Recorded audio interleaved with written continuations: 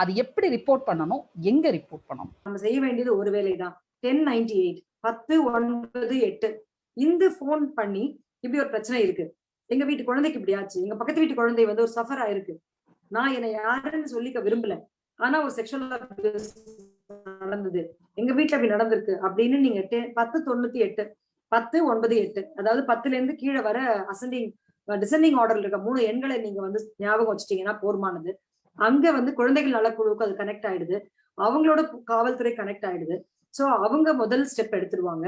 So இதுதான் வழி. அப்படி இல்லைன்னா நம்ம 100, அப்படி இல்லைன்னா 101 இந்த நம்பர், இல்லைன்னா 1091 ஒண்ணு இருக்கு, அது வந்து விமென் ஹெல்ப்லைன், அது வந்து பெண்களுக்காக. இந்த 1091 விட 1098 என்பது மிக சிறப்பாக நடக்கக்கூடிய ஒரு ஆன்லைன் டோல் ஃப்ரீ நம்பர்ல பெஸ்ட் அதுதான்.